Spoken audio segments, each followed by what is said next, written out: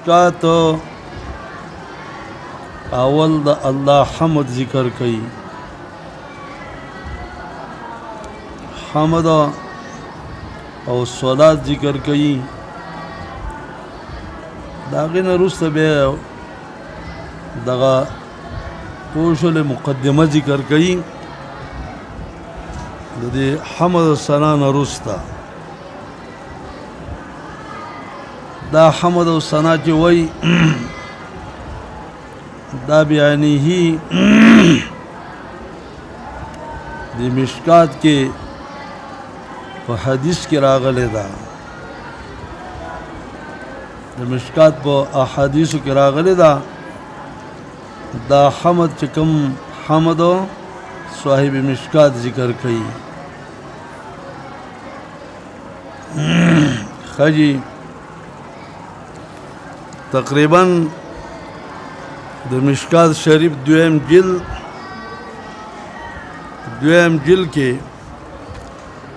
د دې خطبی ذکر دے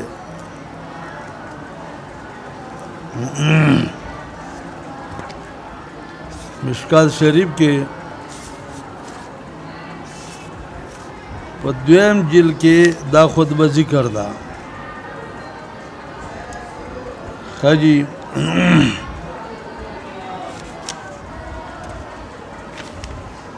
د دې خطبی ذکر په 290 صفحه کې دی په 290 صفحه کې عبداللہ ابن مسعود رضی اللہ عنہ روایت دے قال علمنا رسول اللہ التشہد منگتے تشہد پی الصلاة خود تشہد پی الحاجت تشہد پی الصلاة التحیات للہ والصلوات والطیبات السلام علیکہ ایوہ النبی ورحمت اللہ وبرکاتہ السلام علینا وعلی عباد اللہ الصالحین اشہد ان لا الہ الا اللہ واشہد ان محمد عبدہ ورسولہ والتشہد پی الحاجت تشہد رضا پہ نکاح کم خود لے دے حکم دے الحمدللہ ونستعینه ونستغفره ونعوذ باللہ من شرور انفسنا ومن سیئات من شرور انفسنا من يهده الله فلا مضل له ومن يضلل فلا هادي له اشهد ان لا اله الا الله واشهد ان محمدا عبده ورسوله دا کم حمد چی ذکر کئی دا حمد چی دے پوشول خبر مانی دا بدی کتاب کی ذکر دے 541 کی بے ذکر کھڑے دے 541 کی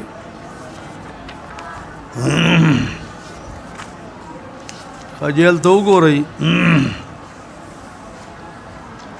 541 صفحه دا خو زمونږ د دې کتاب خان خجی زمونږ دی کتاب کې 541 صفحه دا خجی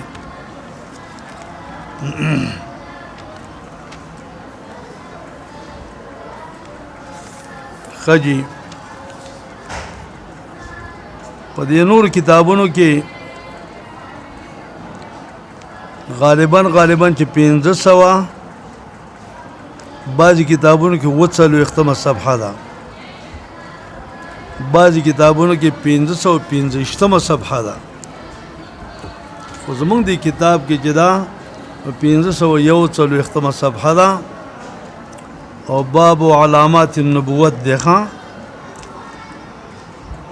ابن عباس رضی اللہ عنہ قال ان زمام قد مکہ زمام نہ زماد یا زماد دارا مکی تا دا زماد دا چانا وکانا من از شنوعا دا از شنوعا دا قبیلی نم دے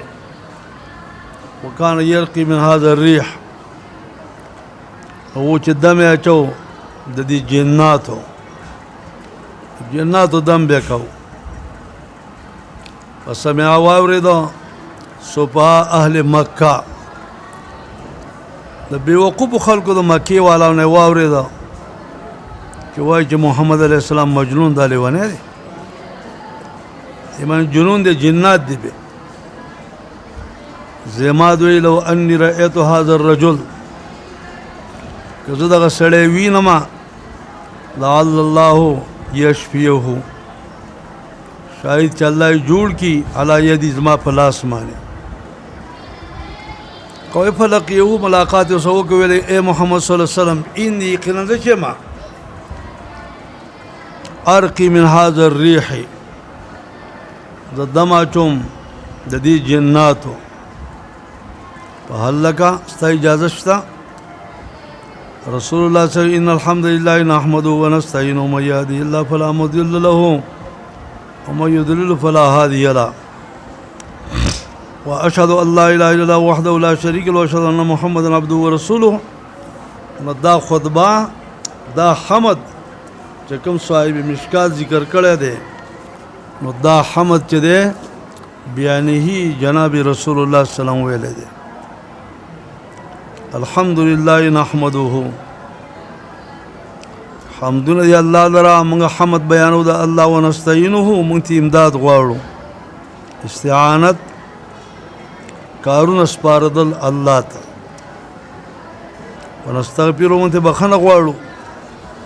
ونعوذ بالله پناه غواړو په الله سره من شرور انفسنا من نفوسنا الشريرة زمان دا نفسنا الشريرة من سيئات أعمالنا من أعمالنا السيئة زمان دا عملنا بدنا من يهدي الله وچاله الله هدايتو کا نبي گمراه کون کہہ دے اور چوکی جو گمراه کے نبي ہدایت کون کہہ دے واشهدو دای په صيغه د واحد مذکر باندې ذکر کړه نه صيغه د واحد متکلم شهادت مراد شهادت قلبی واشهد زګوای کوم څه پر ها ها دا وخت طرف ټول شه ده دا بوله کومجه خطه زید ها بیا دا وخت دا لګیدل کنه پرې ده كده كده بس ټیک ده خجي بس پرې ده نو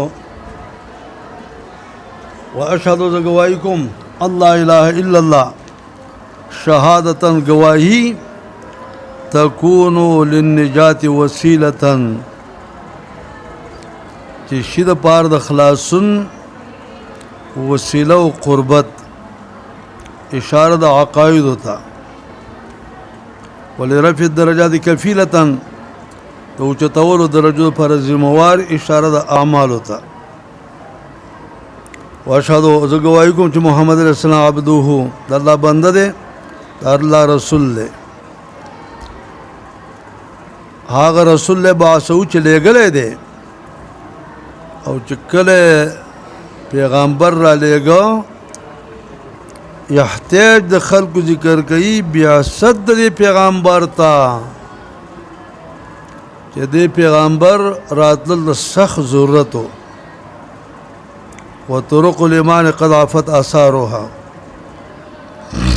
لار د ایمان یقینا وران شوی نخې داغي د ایمان لارې چې کومې وي هغې کې بالکل نخې نه وي د ایمان لارې نخې ورانه شوي دا لارې مکمل شړې وي وخبت انوارها او پټې شوي رڼاګانې د هغې د ایمان د لارو چې کومې رڼاګانې وي هغه ټولې مړې وي وخبت مړې وي رڼاګانې د هغې ووهنت ارکانها او ضعیف او کمزوري شویو ارکان اصول د هغې ایمان چې کوم اصول هغه بالکل سستو ضعیفو وجهل مکانها او مجهول مکان د دغه لارو چرته مومن موحد نه پیدا کېده په سیدا صلوات الله علیه مضبوط کو راخکاره کو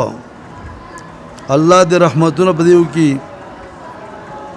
او الله سلامته پر راولېږي چې ښکاره کړو په سید راوچت کړو مضبوط کړو من معالمها ما عفا د نخو دی لارونه هغه څه چې عفا چورانه و چې مې نخې چورانې شوې هغې راښکاره کړې وشفا من العلیل فی تایید کلمت التوحید من کان علی شفا دوایی وکړه من العلیل د مرض نه په تایید د کلمه توحید کې چې څوک بیمارو هغه دوایی وکړه من کان علی شفا څوک چې و په غاړه د ډغل د اور هغې دوایی وکړه و اوضح سبیل الهدایت ښکاره کړه لارې د هدایت د هغه چا دپاره چې اراده لري ان یسلکها چې روان شي په دغه لارو باندې و اظهر کنوز السعادت او ښکاره کړه خزانې د نیکبختۍ د هغه چا پر قصده چې چا قصد کړی ایملکها چې ځان مالک کې د خزانو څوک چې د خزانو ځان مالک کوي خزانې د سعادت یو تر ټولې ښکاره کړلې بس